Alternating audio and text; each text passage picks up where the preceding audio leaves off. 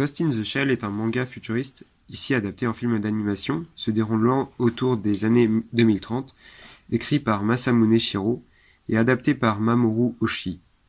Le personnage principal est un cyborg, être à moitié robotique et à moitié humain, de sexe féminin du nom de Motoko Kusanagi, qui fait partie d'une sélection 9 d'élite anticriminelle dans la police.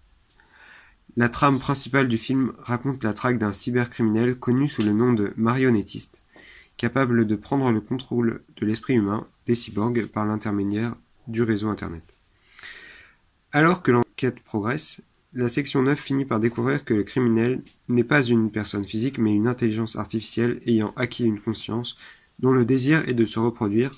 C'est pourquoi il sollicite Motoko Kusanagi pour fusionner avec son corps mécanique et ainsi créer un être nouveau et unique.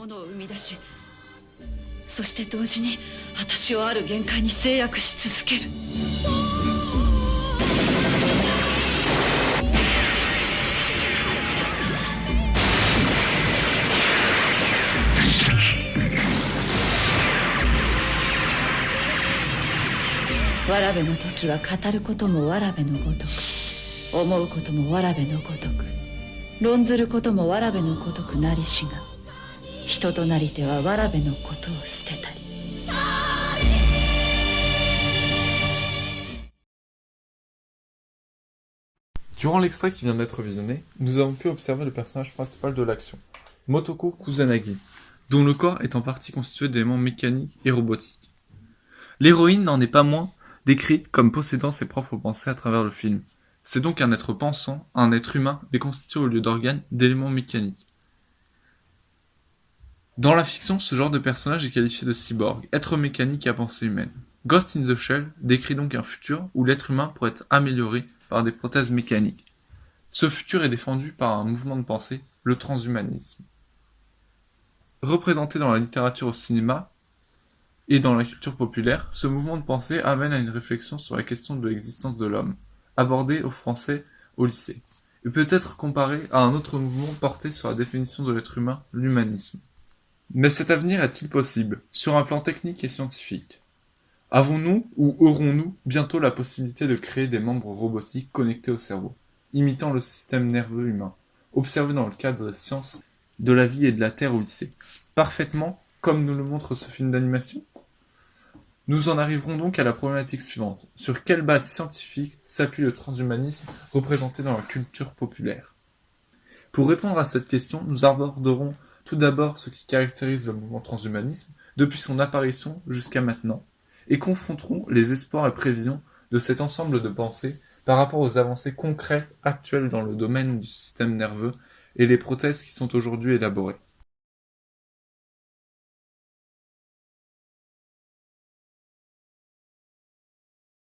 Le transhumanisme est un mouvement culturel qui prône l'utilisation de la science et de la technologie afin d'améliorer les capacités physiques ou mentales des humains. Le but ultime du transhumanisme est l'immortalité après l'élimination du processus de vieillissement. L'humain doit, selon ce mouvement de pensée, évoluer vers une forme résistante aux maladies et à tout élément qui puisse mettre fin à son existence. Le transhumanisme veut redéfinir l'homme comme un homme qui reste homme, mais qui se transcende en utilisant de nouvelles possibilités pour sa nature humaine. Le transhumanisme prétend que les humains se doivent de rechercher le progrès et l'amélioration. Les transhumanismes sont ouverts à toutes les possibilités afin de surmonter les limitations biologiques, car prétendent-ils, si l'humain qui évolue de toute manière selon la loi de Darwin parvient à maîtriser les aspects de cette évolution, alors il pourra amener l'évolution en faveur des lois morales et scientifiques d'une société.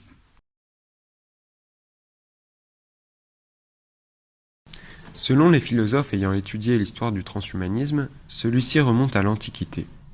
L'épopée de Gilgamesh montre en effet le héros à la recherche de Utanapishti, détenant le secret d'une vie sans fin. Ce mythe évoque donc le désir ardent de l'homme de trouver un moyen d'échapper à la mort, comme le veut le mouvement transhumaniste. Le célèbre mythe de la fontaine de Jouvence apporte également un témoignage de cette envie de l'homme de vivre en pleine santé, le transhumanisme voulant éliminer la vieillesse. La philosophie transhumaniste trouve cependant ses racines dans l'humanisme de la Renaissance et dans la philosophie des Lumières. Pic de la Mirandole incite l'homme à sculpter sa propre statue, ce qui affirme une volonté de vouloir redéfinir en profondeur la nature de l'être humain. Condorcet envisage l'application possible des sciences médicales à l'extension infinie de la durée de vie. Benjamin Franklin veut, quant à lui, pouvoir interrompre et relancer le cours de la vie à volonté, créant une possible immortalité en fin de compte. Charles Darwin sera également une source d'inspiration pour le transhumanisme en développant sa théorie de l'évolution. Darwin évoquera le fait « Il devient très probable que l'humanité telle que nous la connaissons n'en soit pas au stade final de son évolution, mais plutôt à une phase de commencement. » Darwin montre en effet qu'une espèce évolue sans cesse, dans un objectif de devenir plus performante et de mieux résister à son environnement. Cependant, le mouvement transhumaniste émerge plus clairement au XXe siècle. En 1932, Le meilleur des mondes d'Aldous Huxley met en avant la capacité d'améliorer la qualité des individus, comme on améliore la qualité des produits. En 1966, un futurologue, s'étant renommé FM 2030, enseigne les nouveaux concepts de l'homme à New York et commence à qualifier des personnes de transhumains, mot valise formé à partir de humain et transitoire. En 1972, Robert Ettinger conceptualise au final le transhumanisme dans Man into Superman. Les premiers groupes transhumanistes reconnus comme tels se montrent alors au début de 1980 à l'Université de Californie à Los Angeles, qui deviendra le centre principal du transhumanisme. FM 2030 y tient une conférence à cette occasion.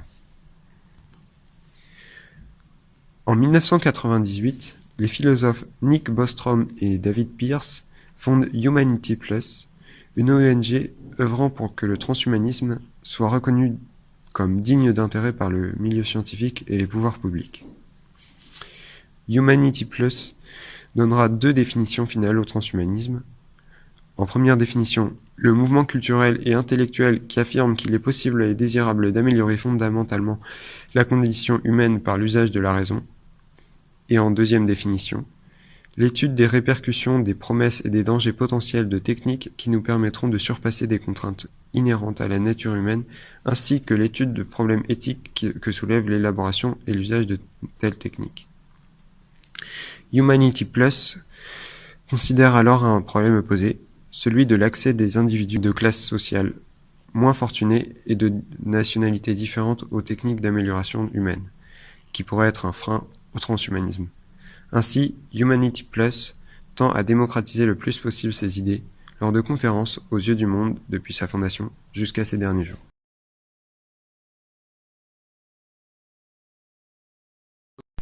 Ces dernières années, le transhumanisme est devenu plus visible aux yeux du grand public.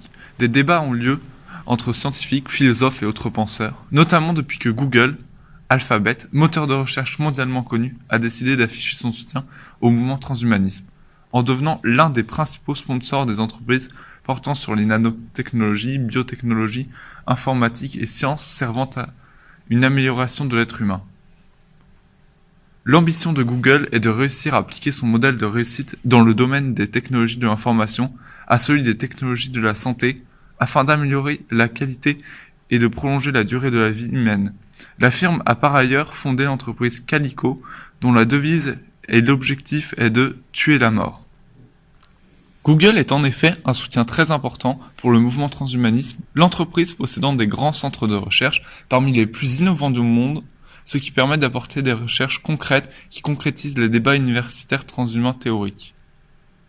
Google procure au transhumanisme un autre atout, une base de données scientifiques, statistiques, politiques mondiales, celle de son moteur de recherche et des données personnelles collectées sur près de 2 milliards d'individus. Enfin, Google offre une visibilité inédite. Le transhumanisme passe au premier plan international, défendu par l'entreprise la plus puissante de la planète, plutôt que par une centaine d'universitaires. Le transhumanisme est donc aujourd'hui un sujet d'ampleur, plébiscité et critiqué par les médias et scientifiques. Certains commencent donc à le rapprocher du universellement connu mouvement de pensée qui révolutionna le monde 500 ans plus tôt, l'humanisme. L'humanisme est un mouvement culturel qui est apparu en Europe, originaire d'Italie, qui s'est emparé ensuite largement, diffusé par les arts, la littérature, marquant l'histoire par une façon de penser jamais observée auparavant, persistant jusqu'à aujourd'hui. Son principe moral se base sur la tolérance, sa philosophie propre défendant l'idée d'un progrès de la civilisation vers une forme idéale de l'humanité. où l'homme serait totalement libre grâce au progrès technique. Les notions de liberté ou libre arbitre, de tolérance, d'indépendance, d'ouverture d'esprit et de curiosité furent grandement mises en valeur par l'humanisme. L'humanisme implique également un engagement à la recherche de la vérité et de la moralité par l'intermédiaire des moyens humains, en particulier les sciences. Le mouvement s'est majoritairement inspiré de la civilisation gréco-romaine. Les intellectuels de l'époque manifestant un vif appétit de savoir, les auteurs de l'époque se plongent dans les manuscrits restants de l'Antiquité, redécouvrant une civilisation et ses avancées abandonnées durant l'ère chrétienne monothéiste du Moyen Âge. Considérant que l'homme possède des capacités intellectuelles illimitées, les penseurs humanistes font la promotion de la quête du savoir et la maîtrise des diverses disciplines de réflexion. Ils prônent la communication de tous les savoirs, religieux compris, tout écrit devant être accessible à tous. Ainsi, l'humanisme vise à diffuser plus clairement la culture. L'individu instruit et libre est pleinement responsable de ses actes dans la croyance et de son choix. Ce qui contraste de façon flagrante lors de son apparition au XVIe siècle avec la tradition religieuse catholique, ultra majoritaire en Europe à cette époque. Ce mouvement inédit de pensée sera favorisé par de grandes avancées scientifiques. L'imprimerie, permettant de diffuser des textes à travers le monde en quantité beaucoup plus large, l'ouverture sur le monde, comme la découverte de l'Amérique, change le regard de la civilisation sur l'existence. Ce sont ainsi des auteurs tels que Rabelais, Du Bellay, Agrippa d'Aubigné qui mettront en œuvre cette révolution culturelle et philosophique. L'art étant également révolutionné par des artistes tels que Michel-Ange et Léonard de Vinci, révolution acceptée par la noblesse en France, sous le règne de François Ier. L'humanisme aura sur l'Europe un impact phénoménal, débutant une ouverture d'esprit progressive des peuples qui sera concrétisée par les Lumières 300 ans plus tard, se confrontant de façon radicale avec le système traditionnel monarchique de la société jusqu'alors médiévale. Aujourd'hui, on désigne par humanisme toute pensée qui se préoccupe du développement des qualités humaines et se veut de construire une société plus ouverte sur tout. L'humanisme se concentre sur l'être humain et s'appuie sur la science pour évoluer, comme nous l'a montré son histoire. Aujourd'hui, cette pensée est remise en cause par les nouvelles technologies, nous entourant les écrivains et penseurs tendent à s'accorder sur un post-humanisme. Mouvement ensuite à l'humanisme qui se révélerait être le transhumanisme. Nous verrons donc ici en quoi l'humanisme et le transhumanisme se ressemblent, tout en étant également divergents sur certains aspects. Le transhumanisme partage de nombreuses valeurs avec l'humanisme, parmi lesquelles un respect de la raison et de la science et une grande considération pour l'existence humaine, ou transhumaine, dans cette vie. Le transhumanisme est en premier lieu issu de grands progrès de la science depuis le XXe siècle. Avec l'avènement du numérique, les progrès techniques permettent à l'humain de penser pouvoir s'améliorer grâce à ce progrès environnement, tout comme l'humanisme s'imprégnait totalement de la science, par l'imprimerie par exemple, qui permit l'ouverture et le partage des savoirs sur le monde à la base de ce mouvement humain. L'humanisme et le transhumanisme se rapprochent également sur leur grande considération pour l'existence humaine. L'humanisme est centré sur le bienfait de l'être humain, idéalisé. Le transhumanisme ne tend qu'à vouloir l'augmenter et à améliorer le bienfait de cet être humain. Au final, ces deux mouvements se qualifient par leur attention extrême portée à l'être humain. L'humanisme et le transhumanisme se révèlent donc similaires sur leur attachement à la science et leur intérêt principal porté à l'être humain. Cependant, ils diffèrent sur certains aspects. Dans le cas contraire, le transhumanisme n'aurait pas été nommé sous un autre terme que néo-humanisme, différence que nous observerons par la suite.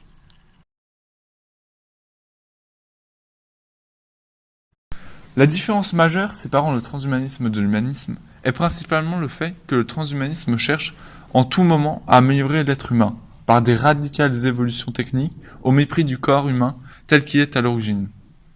L'humanisme prône un amour de l'être humain en tout ce qui le compose au niveau physique, intellectuel et culturel.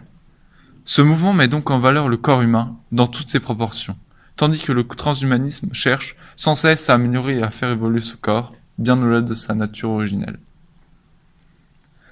L'humanisme est aussi plus centré sur les domaines culturels, en prenant l'accès universel au savoir. L'humanisme se différencie du transhumanisme, qui se centre plus sur l'amélioration et l'évolution de l'être humain, que sur son accès à la connaissance. Le transhumanisme est favorable à ce concept, mais ne s'appuie pas autant dessus. Le transhumanisme est décrit par ceux qui le soutiennent comme une avancée majeure pour l'humanité, permettant à l'être humain d'évoluer comme jamais auparavant. Mais ce mouvement est aussi décrit comme mauvais pour notre société par certains penseurs, écrivains et journalistes, qui militent pour une mise en garde sur les risques qu'engendre une telle pensée. Les arguments soutenus par ces opposants sont les suivants. Des autorités religieuses à travers le monde, telles que le Vatican, ont critiqué ce mouvement de pensée, le décrivant comme étant une tentative de l'homme de remplacer Dieu, en ne dépendant plus de la chair qui est censée être issue d'une création divine, remplacée par des éléments mécaniques, ce qui relève d'un irrespect envers Dieu, mais une tentative de révolte comparée parfois au mythe de la tour de Babel. Le transhumanisme est aussi critiqué comme étant uniquement motivé par la peur de la mort de l'homme, qui aujourd'hui n'arrive plus à accepter le fait de mourir et qui cherchait désormais un échappatoire désespéré via la technologie. Les opposants au transhumanisme exposent également le fait que cette pensée sera due à la dépendance et à l'obsession de l'homme envers les nouvelles technologies. L'homme serait devenu esclave de la machine au point de vouloir qu'elle remplace ses propres organes et que le transhumanisme n'est que la conséquence d'une dépendance totale, devenue dangereuse pour la survie de l'humanité. Pour de nombreux penseurs, l'homme doit mourir afin de permettre à la société d'évoluer, de changer. Les individus doivent ainsi laisser place aux nouveaux pour que ceux-ci aient la possibilité de vivre à travers leur société. La société perdrait tout intérêt par l'immoralité. Comme le disait Jacqueline Kellen, sans la présence et la pensée de la mort, l'existence humaine est désolante stagnation. C'est cette limite inéluctable, même si on emploie à la repousser, qui donne un éclairage de dignité et de liberté à l'homme conscient et qui pousse à créer, aimer, rencontrer et à faire de ce bref voyage un parcours unique et admirable.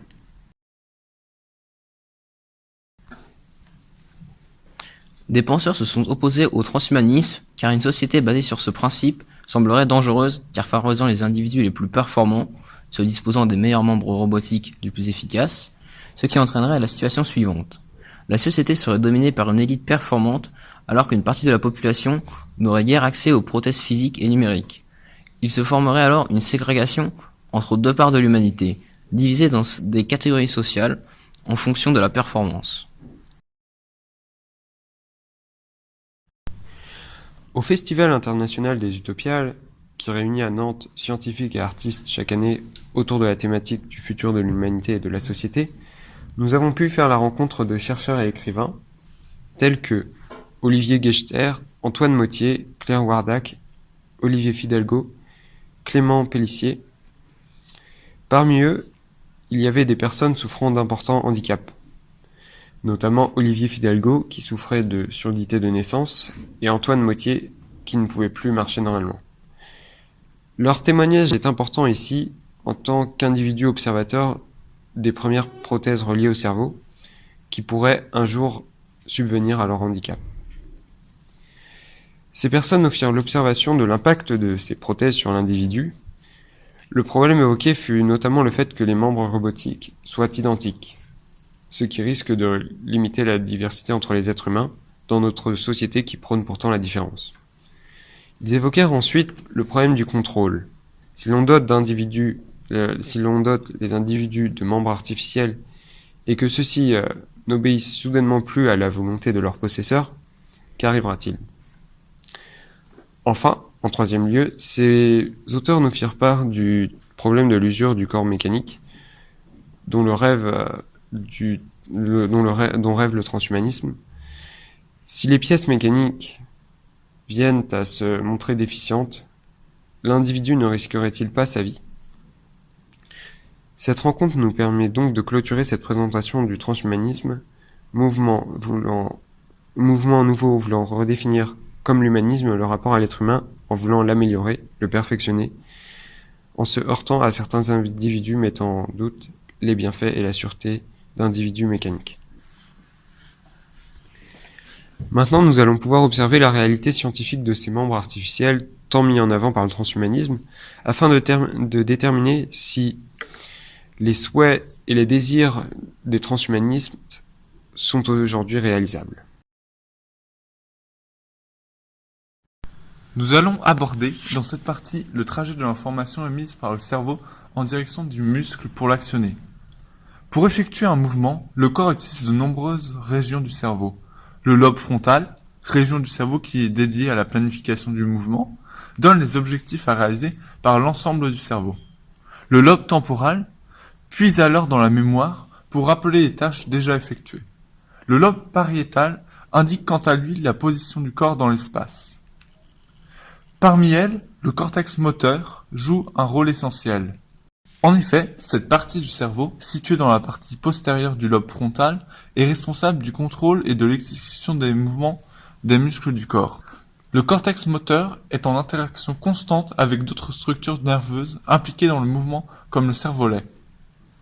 Le cortex moteur organise les différentes phases et étapes du mouvement à réaliser et active donc des neurones pour transmettre l'information aux muscles concernés, en passant par le tronc cérébral, le bulbe rachidien et la moelle épinière.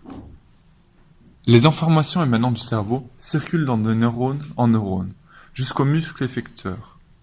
Dans toutes les structures traversées, on distingue la substance blanche de la substance grise.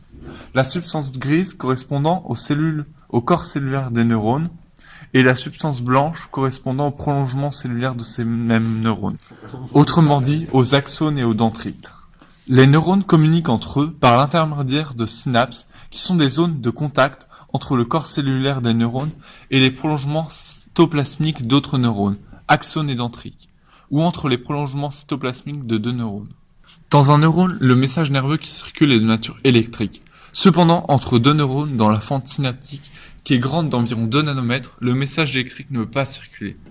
Des neurotransmetteurs, petites molécules servant de relais pour l'information, y sont libérés par le neurone présynaptique et se fixent sur les récepteurs spécifiques situés sur la membrane du neurone postsynaptique. La nature du message est alors chimique. Une fois le neurotransmetteur fixé sur le récepteur, un message nerveux électrique naît dans le neurone postsynaptique. L'information continue alors son chemin en direction du muscle. Les neurones empruntent le nerf rachidien, nerf spinal, qui émerge de la moelle épinière, responsable de la motricité et de la sensibilité des nerfs. Un nerf étant formé par tout le prolongement axonique des neurones qui le constituent. Le message nerveux parvient ensuite au muscle. La jonction entre l'extrémité de l'axone du neurone et la fibre musculaire se nomme la synapse neuromusculaire.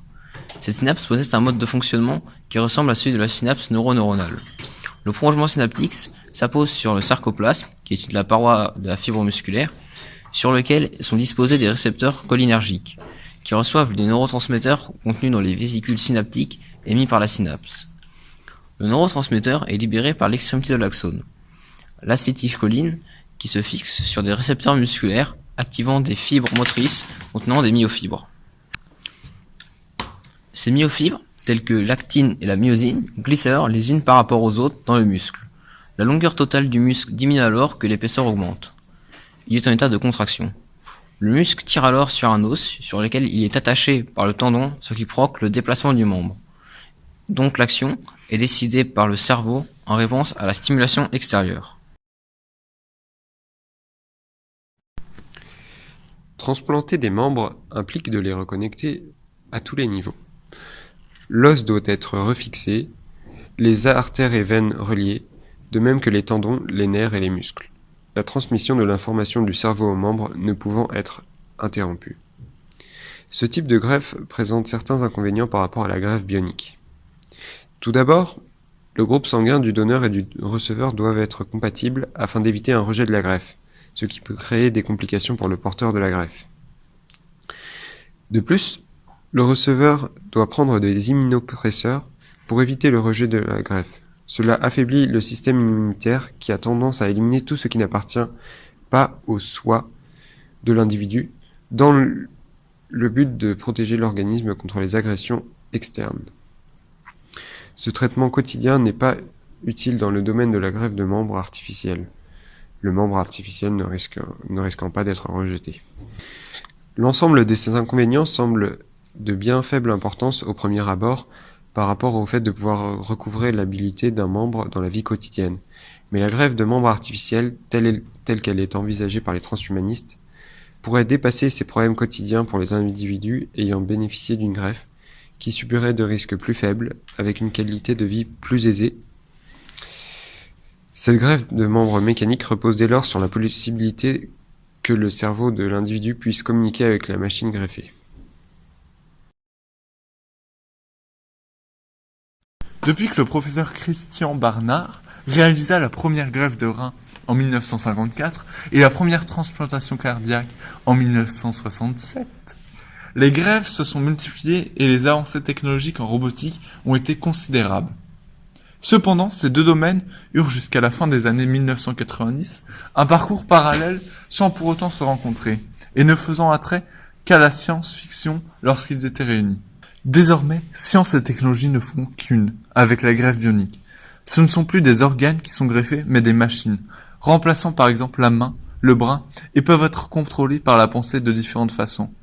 Soit par un microprocesseur implanté dans le cerveau, récupérant le message nerveux émis par celui-ci et qui retransmet ces informations à la prothèse robotisée qui s'actionne. Mais les microprocesseurs peuvent aussi envoyer des informations au cerveau, ou même réguler des organes bioniques tels que le cœur artificiel, soit par des fils de silicium reliés directement aux nerfs qui reçoivent donc le signal électrique émis par le cerveau et qui actionnent la prothèse robotisée. Les terminaisons nerveuses du bras sont accordées aux muscles pectoraux afin de contracter ces muscles localement lorsque la personne pense à bouger le membre amputé. Ces contractions musculaires sont ensuite captées par des électrodes qui vont transmettre l'intention de mouvement à un microprocesseur présenté dans le bras, qui va ensuite transformer ces informations en mouvement grâce à des moteurs. De plus, des capteurs de pression sont placés dans les doigts, ce qui permet de retrouver une brève sensation de touche. Le transhumanisme représenté dans la culture populaire, comme le montre le film d'animation Ghost in the Shell, met en avant un mouvement de pensée qui émerge progressivement, de façon comparable à l'essor de l'humanisme au XVIe siècle. Mouvement qui prônait le libre accès au savoir et la considération de l'être humain dans tous ses aspects positifs.